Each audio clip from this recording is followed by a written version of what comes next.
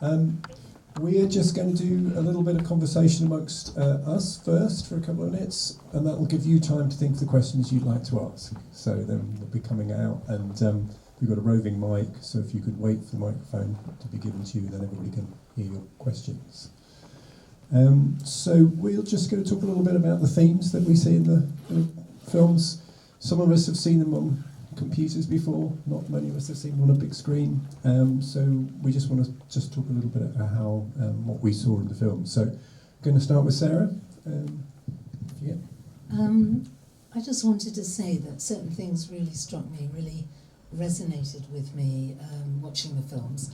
I actually live locally, I have done for most of my life, and I'm currently involved with resisting, basically fighting intensive poultry units, the spread of intensive poultry units, which have already proliferated through the borders and through Powys, and we're trying to resist them here and there as well. And the things that really, I think, struck me about all the films was the intense connection that local rural communities feel, peoples feel, with their natural world, with their rivers and with their natural world. And I really felt for those people in the films. And I think that applies everywhere. And I think what that does is, because your cultural, your historical, your emotional, your physical life is so tied up with your natural world around you that you are prepared to defend it. You will defend it. And I think that comes across really strongly in all the films. Also the sense of exclusion that you feel if there is an attack on your, they talk about their territory, if there's an attack on your land or your rivers, it feels as if you are being excluded from them, you are being kept out. And also the whole issue of violence, the different kinds of violence that you face. We here don't face the same overt violence, but we still face a kind of slow violence, which is the stripping away of the diversity and the richness of nature around us. And finally, just about that, is the different ways of resisting, non-confrontational ways as well as confrontational ways. And I think we could talk about that as well, the use of art in activism, the use of community cohesive events in activism as well. Stop there. Do you want to go now?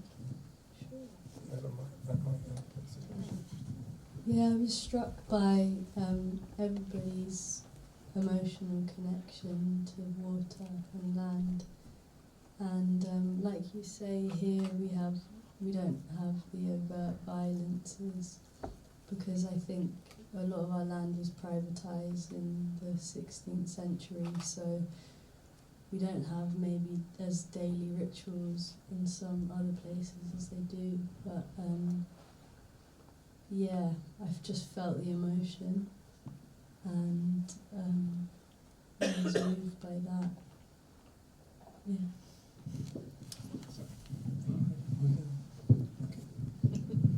Yeah. Thank you.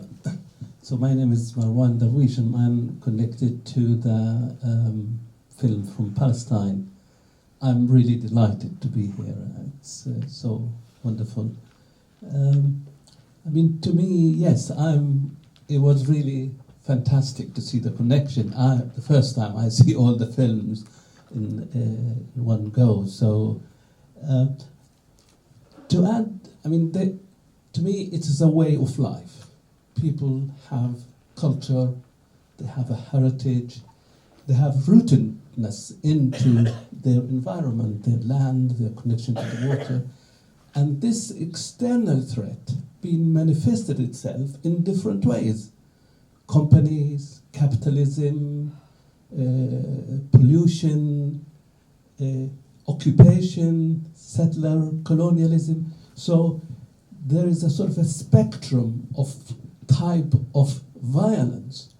I would say structural, slow violence, to direct violence of occupation. So that's for me, it was very interesting to see this spectrum, but also was very inspiring to see the forms of resistance. There was so many communality between the different cases in terms of how people resisted. And in our case in Palestine, what I noticed sort of the difference there is that the external, the role of outsider in a way, the internationals, the role of Israeli solidarity movement, who came in a way as a protection shield, as one of the interviewees said, that I feel more reassured, I feel more safe to go out. So that's my first, two observations. Yeah, thank you very much. I think a lot has already been said, but when I set out to formulate this kind of research network, you have to think about how do you narrow it down to make it doable, right? So I was very much focused on protection from physical violence, but obviously the moment you go into communities, physical violence is not disconnected from all the other things. Just like talking about the river or talking about the land, it's not disconnected from family, from emotions, from all of these other things, right? So this is why, for example, the Colombian project talks about care for rivers and care for land. It's a bigger community care. So the protection from the physical violence, which still exists, and they don't really talk that much about it, but it is there, it's kind of lingering, and it could break out any time, is embedded into so many other kind of layers. And I think that's really interesting to see, because it just goes to show this is about choosing a particular way of life, choosing a kind of a non-violent protest against all that violence out there and trying to change something. So that's really nice to see. I was in two of those communities in Colombia, in San Luis and in San Francisco, and I've seen those rivers. And it gives you a sense, perhaps what Amy was also saying about how we've almost forgotten that there was this commons, which is the river, that you were able to go to and kind of have your stew at the riverbank and kind of swim in and so on. We're so kind of used to just looking at our OS map, are we allowed as ramblers to walk this path or not, or are we trespassing, right? So I think it just goes to show what we have already lost a long time ago perhaps as well, and how reclaiming that would be very nice indeed. So yeah, I was just going to pick up on that actually, which I think is one of the other things, which is speaking out and being public about your concerns and having those kind of community meetings and so on. There was a sort of common thing about just saying, look, this is happening, what's going on here? And I think I've been very involved with a campaign around the River Wye, and a few years ago there was just a kind of denial about what's going on. And then over the last couple of years there's been campaign, there's been people taking action to kind of really make public what's happening. And then you get a huge sort of groundswell of people saying, yeah, I used to be able to play in the river, why can't my children and grandchildren play in the river? You know, what's going on here? And I think we have forgotten that, you know, these are our commons, and also that the river has a life of its own. You know, it's a living being that needs to be allowed to do what it does and not be just, you know, in a sense, at our service and controlled by us. On that note, speaking out and making public, I'm going to come over to you guys. And Rachel, if you could just put your hand up, then if you've got a question, and Rachel will come and give you a microphone. Go on, somebody can be brave. Good man, thank you.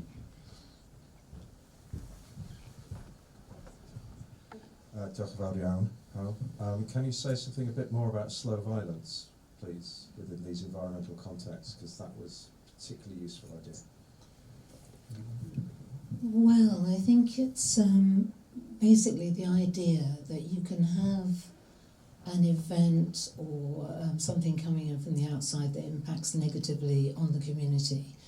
For example, an intensive poultry unit, and that can be an immediate trauma, a kind of more obvious violence, but then that leads on to many, many other forms of negative impact on the community, on the environment around, the exclusion from that space, because it can become a very unwelcoming space and actually keep you out of that area. So it's that kind of, and gradually species begin to disappear that you maybe don't notice day by day, but gradually they disappear. And people feel that, and that impacts on people, and that's the kind of slow violence I think I was talking about. Maybe if I can also come in here. In the Colombian cases, so these are, Antioquia is one of the departments of Colombia, and it was these rural areas were very much affected by violent conflict between the government, paramilitary forces, and guerrilla forces. Now this violent conflict is not there anymore, but some of these paramilitary commanders are still there. We went to have lunch in a restaurant, and afterwards somebody told me, oh, it's run by this former paramilitary commander. And we were like, not great that we supported that, but I didn't know it. Because at the moment there's no open violence there, right? But the people know where, like most of these people, as you saw in one of the videos, were displaced during the violent conflict, but they've come back because they have those ties to their land. And they want to live there, and they don't want to be displaced again. Now the threats come in different forms. So they've been quite successful against those bigger kind of hydroelectric power plant projects, which are not, like they're not saying hydroelectric power is bad per se, but the people who run the projects don't benefit the community. There are laws actually that they should consult the community, but either they don't do it at all, or they consult them and do something different afterwards and just change the kind of the regulations as they go along. So communities feel excluded and exploited. And now that they've been quite successful in fighting those hydroelectric power plants, which quite often are run by kind of economic and political elites, or outside companies that with the backing of paramilitary forces in Colombia, unfortunately.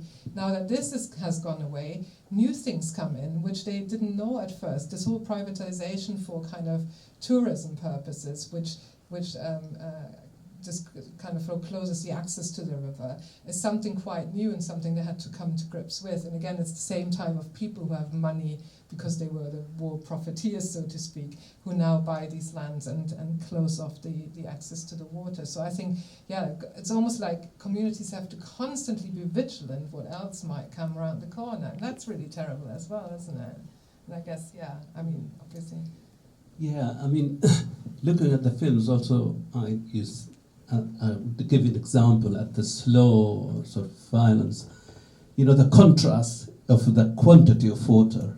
In South Hebron, in south of Palestine, there is so little water. So people, as you notice in the film, they dig wells and collect water. And it's, you know, the season is very short. Now, what happened that Israel will not give permits for farmers or for the Bedouin community to dig these wells to be able to store and keep water. Now, this is like, there isn't really direct violence, but in a way, by preventing having the permit to have the well, to have access to water your sheep and goat, will force you really to leave this way of life, slowly, gradually, over the years. And then what become, you start, and we saw this over the last 10 years, young people will go and work in Israel as a cheap labor, or the more sort of painful thing is that they will work in the settlements as cheap labor. So by forcing them, by being sort of divorced from their culture and heritage that they will transfer through the years to the younger generation, then you create really almost a catastrophe, disaster that, you know, comes to a point, this young generation, they are not going to be able to practice this way of life. And this is very slow. It's not something that happened one day. The well probably, the permit being refused 2, 3, 5 years ago, but the consequences is gradual. And later, you know, after a while, you'll see that basically no access.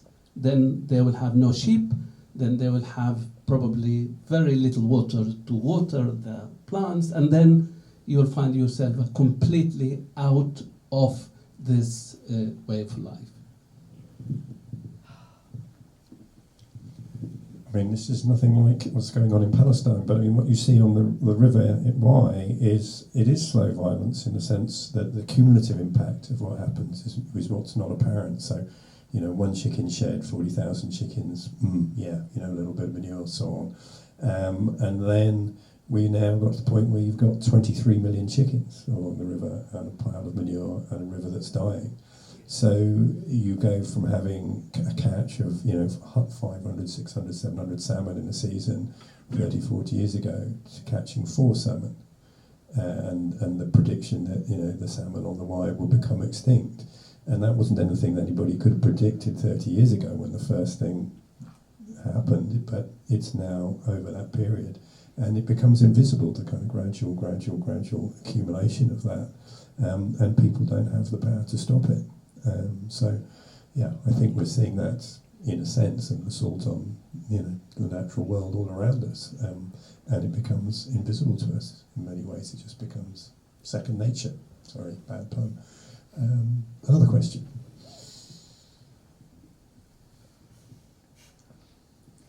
One over here.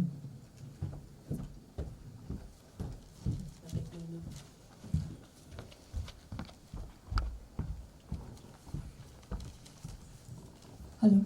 Yeah, thank you. It was lovely watching the films. Really appreciate seeing an entire collage of snapshots of what is going on, specifically in terms of water resources around the globe. And water, of course, is a hugely precious commodity. And I somehow feel it's not spoken about enough on international platforms or anywhere. So I really like that concept of slow violence and how, you know, you deprive the community of something as basic as water. Of course, the community is going to die out or eventually going to have to migrate or something. So there are 2 elements to this when we talk of indigenous struggle, or rather 3 maybe, because so in that case, isn't all fight about indigenous versus settlers around the world, really, not limiting to a particular geography or community. The other part is overpopulation, maybe, because when you speak of catching salmon in the river 30 years ago, 40 years ago, overfishing, overexploitation of resources. Similarly in Palestine, maybe like digging of wells, so water level going down, and how many wells can you really dig? Because if the water level is progressively going down, I mean, it is all connected, isn't it? With overexploitation of resources and overpopulation of the planet, and then eventually that is gonna give rise to more and more strife between the indigenous who lay claim to the resources by virtue of being natives, and the overall state who then feels that, yeah, okay, you know, we need to kind of bear down on the natives who are maybe somehow restricting our access to the resources. So it's a resource war here, and what are you going to do with the population exploding and resources going down? So it's a planetary concern. You want to pick that one up? Is there a question there that people can answer? Yeah? No. Yeah. Just got one thing I could say to that is I think it's a question also of equitable distribution. It's not just a question of over-exploitation of resources. Some people are exploiting them rather more than others. And I think it's not usually the local peoples or the indigenous peoples that have overexploited. I think they usually tend to live a bit more in balance with their environment. That's what I would say. Yeah, thank you. That's what I was going to say. I mean, yes, there is this argument that we exploiting and using, but we also waste a lot. We waste so much. I witnessed working in this community in Palestine, Bedouin community, there is almost nothing. Everything there is part of that circle of life. So there, and consumption is not in the top of their agenda. You know, everything is, you know, how do you use the wool? How do you use the milk? How do you preserve it? How do you use every part of the, if you have to kill a sheep? So it's sort of, there is some sustainability within that context, I feel, which is, unfortunately, I see myself, who's not part of that way of life, not really keeping that sustainability. So if I want to say something, I would say we need to learn and listen how they created this sustainability, this balance in their life. So I think there is a lot of wisdom there to learn from. And, you know, yes, there is a, you know, we are in a world of consumerism and capitalism, etc. But not because there is something fundamentally wrong there. It's because the system, the way we, you know, the way we've been taught what to use, how to use things, you know, we use it and then you throw some of it. And I think that's where the critique need to be. Yeah, in one of the Colombian videos, they talk about kind of their production, their kind of subsistence farming and so on, I think in the second one. And one of the strategies the communities use to protect themselves from being displaced again and so on is to talk a lot about food sovereignty. So subsistence farming, not because you can't farm more and you don't want to sell it or you're too unable to do it, but as a choice of becoming more independent from those neoliberal forces of having to sell at the market and so on. The pandemic was actually quite a important push for this kind of thinking, because during the pandemic, the big companies, the agro companies, were all allowed to do their trading as usual, but the normal people all had to stay at home, so farmers couldn't actually go to any markets to sell anything, which kind of just emphasized how important it is to kind of be more self-sufficient if you don't want to be pushed out of those territories. And that is one of the kind of the big projects that the Peasant Association of Antioquia, who was the partner on this project, is pushing forward. So they have a teaching farm where they teach people how to become independent of those fertilizers, the artificial ones, because in Colombia you don't need artificial fertilizers if you know how to do it. It's such a fertile country. But we've kind of lost that knowledge and kind of been told that it's better to buy those fertilizers from those big companies because it will make your life easier and so on. But what it does, it makes people more dependent. And I think going away from that is a way how people try to do it. So protection actually is a much bigger project there than just to think about kind of how do I keep safe. We came across that also with seeds, you know, and it's, you know, like very specific type of wheat and other, and we notice that slowly they, you know, the push is to buy it from outside rather than to keep it and generated within, you know, that system. So that is another example. You know, the push is to buy a new type of seed, more probably chemical and etc. So that's also affecting the, you know, the protection and of the seed, and that also the type and variety of seeds that the you know, communities had for a long time. Yeah, I just wanted to talk about the overfishing and stuff, because I think in the Y, the salmon, individuals have like a limit put on them about how many they can catch. So I think the salmon are mostly affected by eutrophication from an industrial level, and the same in the Severn. The shadfish were like a main source of income a few hundred years ago, but then 200 years ago the river was canalised, so the shad basically couldn't migrate upstream, so their populations dropped because they spawn upstream. But there's a good project on that's unlocked most of the river now, so they can. So I think, although overfishing is definitely a problem, I think a bigger, more fault lies with an industrial and governmental level scale. Yeah. Well, we've got 2 questions, so one there and then we'll come to you. Thank you. I've got a question for AIM. Thank you for your lovely film. I wonder, we've been talking about connection and access to rivers, and I wonder what you experienced in your walk along the Severn. I mean, there was a little reference to finding a gap in the fence, and I wonder if that was anything to do with problems with access, or just generally, getting along. But also, I wonder, in a historical context, whether you've got some sense of whether our connection with that river in particular, but any river in this country, how that's changing, how that has been lost over time, and what currently, we have as connection anymore, and perhaps what we can do to change that, because I think we are disconnected from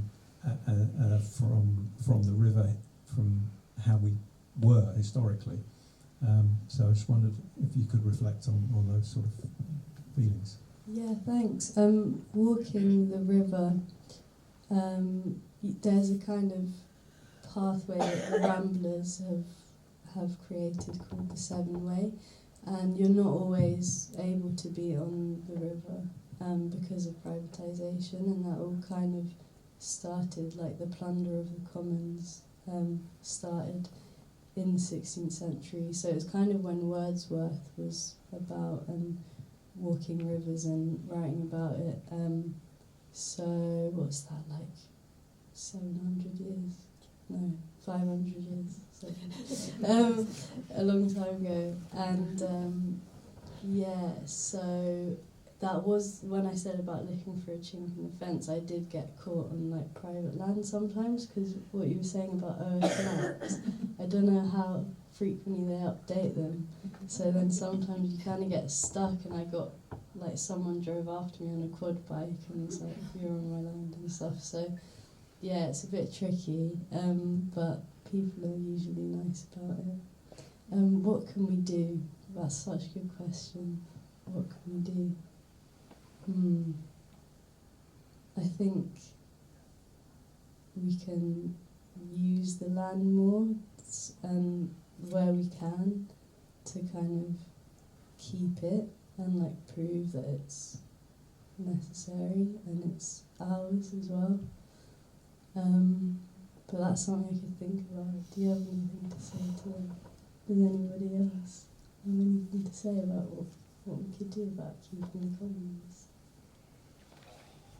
It's a big question. Yeah, use it. Yeah, but I think there were some examples in the films as well, right? I mean, what the communities in the different countries were doing, basically speaking out, claiming back, doing kind of the tours, the walking tours they were talking about. It's really people getting together and then walking all the length of the river, trying to get through. Sometimes they can't because it's already privatized and so on, but doing that in groups, really kind of focusing the attention to this and to really raising awareness of whatever's going on. In one of the communities there's also some mining going on, and then all that pollution that comes with mining around the rivers. I mean, that makes us think about Wales as well, doesn't it? Even though mining is basically gone, but the pollution from that is still in our rivers, and we know that when there's floodings and so on, that these things wash out again and so on, and not even to talk about all the sewage that we have been talking about a lot recently, also on TV and so on, the sewage that is kind of basically let into our rivers and into our seas, and people try to swim there and claim it back like that, really reporting nasty things about that. Yeah. There's actually another really important thing there, I think, which is the water testing. The huge growth in citizen science water testing. We're doing it here, and I think on the Y, there's been a terrific amount of it. There's now a huge network, and that is really important because it doesn't just monitor what's happening to the rivers and the pollution in the rivers, but it connects people back with the rivers, and it makes them feel it's their river. you know, they're looking after their river, they're caring for their river, and I think that's really vital. Yeah, it's a global thing as well, isn't it? Because we've been working with some people who did exactly the same thing, but on the coast of Kenya, doing citizen science around mangroves, and really good. Cool. Yeah, I was just wanting to say also that there's a lot on the River Wye actually. It's really nice, like all along it there's a lot of activist groups and local communities. And River Action took the environmental agency to court last month, which is really cool. So that's like just holding these organisations accountable for what they're doing, and so like giving the river rights as well. So I'll just talk a little bit about that, about the why, which is that we did a pilgrimage from the source at Plymlimon all the way down to Chepstow. It was a kind of relay, and it wasn't one person walking all the way, but and we were trying to do the same thing, which is walk by the river, which you can some places, not others. And out of that, we were also doing events as we went down, and we got a lot of publicity. But one of the focuses was to find citizen scientists. And we were working with CPRE, the Council for Protection of Rural England, and they were looking to recruit 50 scientists to help, and we got over 500, and more have come on since. And it shows, first of all, the level of concern that people have, and that if you give them a relatively simple weekly task to do, they go and do it, and that information, that data is now being fed into the Environment Agency and so on to kind of try and influence what they do.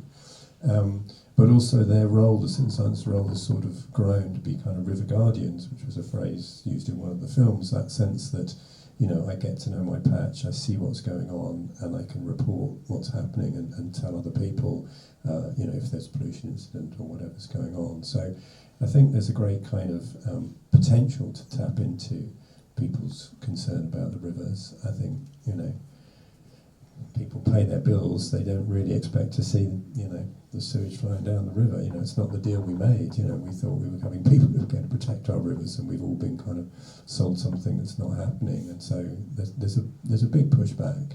And I'm just going to say, so this is a little bottle of River Wye water. And it came from a ceremony that Herefordshire Council ran in their council offices. We worked with them, and there was poetry, and there was music and events. But all the councillors came out, the chief exec, they wrote poems, and they committed to putting the River Wye at the centre, not just of their environmental policies, but their economic policies, their sense of well-being for people in the county. And I think that's the first local authority to do that in the UK. And I think it just shows the sort of change of thinking, really, which is the really critical thing, and that people actually value their river, they love their river, and they see that it has its own, the rights of nature argument kind of coming forward, that we can do things differently. It is possible, and from the ground up it is happening. So, here in the lesson. There was somebody else with a question. In the middle there. Thank you very much. I really enjoyed the discussion and the films. I'll probably start with just an observation. There's a time dimension to these things, and when I was looking at each of those landscapes, and I've been lucky to actually have worked in all of those areas. When you look at the Colombian example, I look at it and see problems in terms of deep time deforestation. Looking at those cleared areas, so clearly people are and believe that they are living in a sustainable way. But again, in terms of is the time scale and time period you look at, I think is significant. In terms of the Hebron example, there was catastrophic soil erosion in the late Neolithic, which lost a lot of the fertile land in those areas. And again, in terms of, there's clearly great benefits in terms of citizen science, but my own sort of view on this is we need regulatory memories. So if we're just looking at the here and now, we don't really understand the trajectories. And just touching on the mining issue, we've been involved in many years for this, and actually It was last week, we were on the front page of the Financial Times dealing with these issues. So again, I think there is the necessity to understand the way these things change over time. Some of it is self-healing and some of it is not. And I think the failure that we have at the moment is very often the regulators. They've been really sort of thinned out because of cut back in terms of monitoring and so on, which doesn't allow us to understand the trajectories and to answer the most important question of actually what we need to do and where we need to do it. It's just an observation, but to say thank you very much. I really enjoyed your words and the films. Yeah, I mean, it resonates very much with some of the dilemmas, discussions that we had in this project and another project that's been now going for a number of years about documenting different aspects of cultural heritage in South Hebron Hills, in this Bedouin farmer community. And we all the time had the question, do we want to keep what this community had 200, 300 years ago? Is it possible? And one of the discussions that came out from this group, it's all local youth engaged in this process. First thing that they realized actually that there is a lot to learn, which they didn't have when they went with their camera to interview and to talk with their grandparents, with families about different aspects of their history and life. And they start to realize, it's something actually we can do. Yeah, it's not to copy exactly how it was 200 or 300 years ago. And I give you a little example that I learned through this process. We heard that through the interviews that farmers and peasants used to meet every evening, what they called mastaba. Mastaba is the floor to discuss. They come from after they finish work, they meet, they have tea, they're basically exchanging information on what's happening. Do you need any help? Do you need this? Do you need that? Now, we presented the concept to the youth and said, look, this is a form, this is a platform that they had then. What platform you can have today? That you can use the same idea, that basically connecting the community. And I think that is, if I understood you, that's, I think, the challenge we were facing.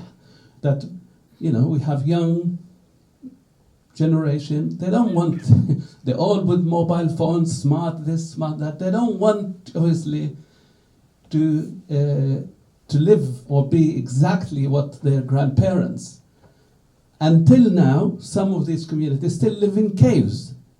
And they're actually the most protected for all sorts of reasons by living in the caves.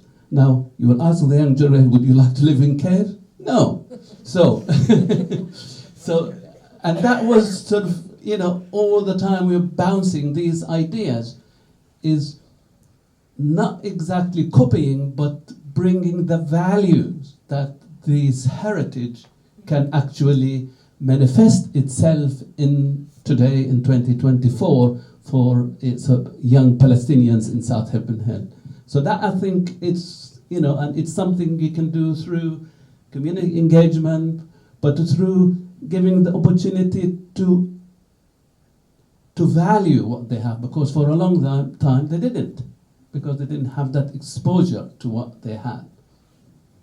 In Colombia, there's a research process which is called the systematization of experiences. It's kind of founded in liberation pedagogy, liberation theory, and so on. It's about really kind of taking a step back and finding out what have we as a community done, and why has it worked or why hasn't it worked, and so on, to really look at this. And usually communities do that together with researchers who all bring different things to the table, and that's a kind of a very common thing that was done in a lot of the projects we have in Colombia, because it's it's seen as valuable to regain that knowledge. But also, yeah, I see the same point that Marwan is making here. One of the things we did together with the Peasant Association of Antioch as part of a small project that was financed here by Aberystwyth University was that the young people from that association wanted to create an app, right? They didn't want to sit on the floor somewhere and discuss. So they've created an app that does what they need to do to communicate and to work together and so on. So I think, yeah, that's exactly that thing, trying to bring those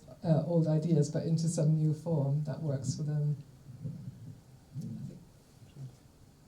Somebody wanting to ask a question for a long time, and maybe after that we wrap it up. I don't know. It's 42.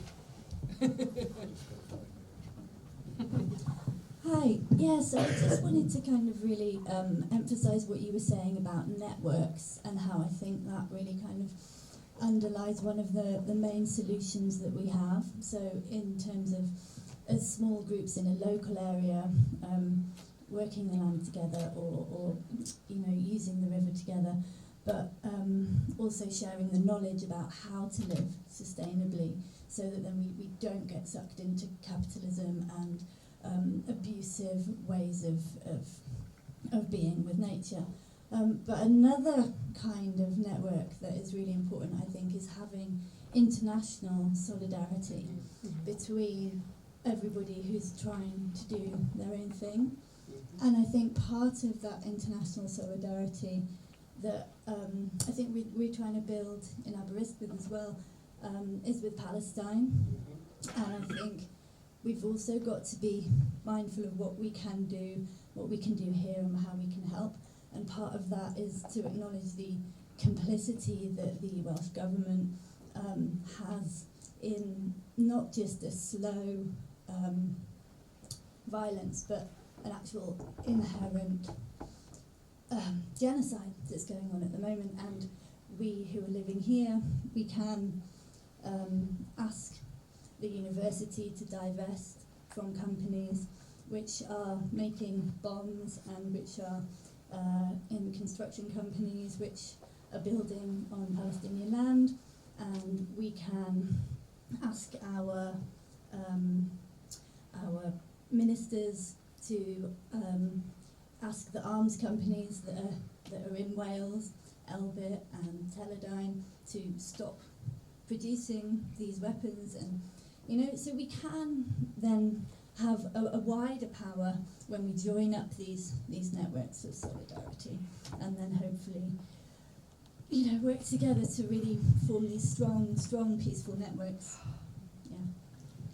Yeah, no, I agree with you, and I think it's you heard it very clearly in the film that community there, they how highly they appreciated the existence of outsiders. That can be international groups, and we did then meet several from the US, from the UK, accompanier programs, which is supported by the World Council, Palestinian. So, and they see, as also the film reflected, that their role is really to be the advocate outside, in a way. That's what basically the film was communicating. You can protect us now.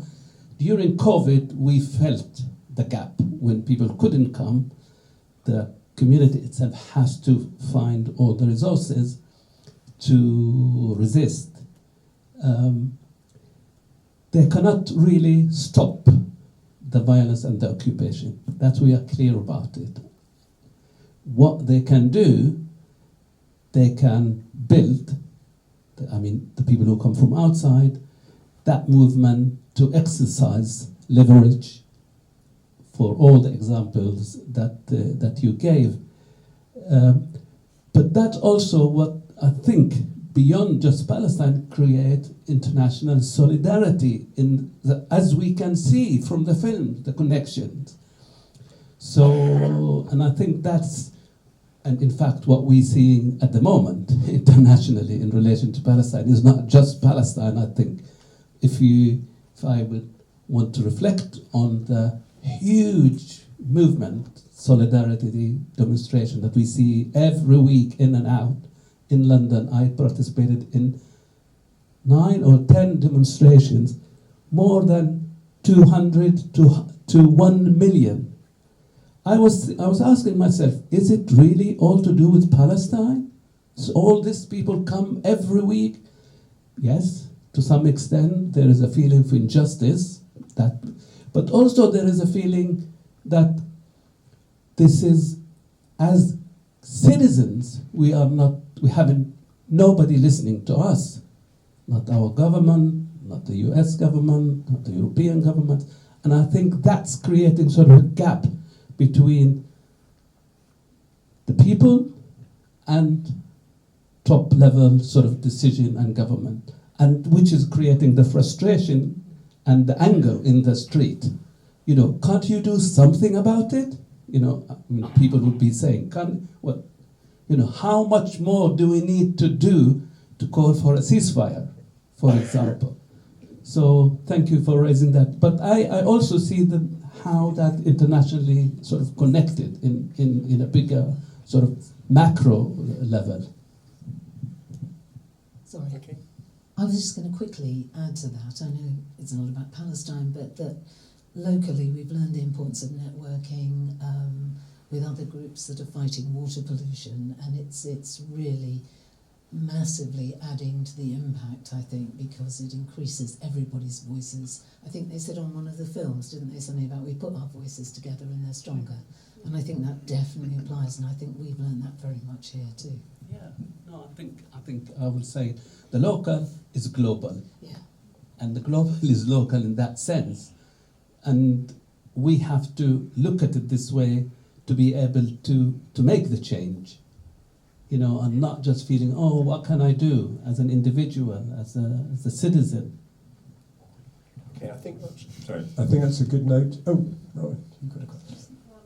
Ooh. I thought I was going to finish it. I thought I was going to let you go. Rowan here. I could mention half a dozen different things that I'm involved with, particularly one of the projects that Simon and I are working on together, Maynard's Aberystwyth Sabon project. But the one thing I will mention is that WOW last year commissioned a couple of films from Bangladesh, and so if you have an interest in river themes, do go online. I think they're available from today, and watch those films.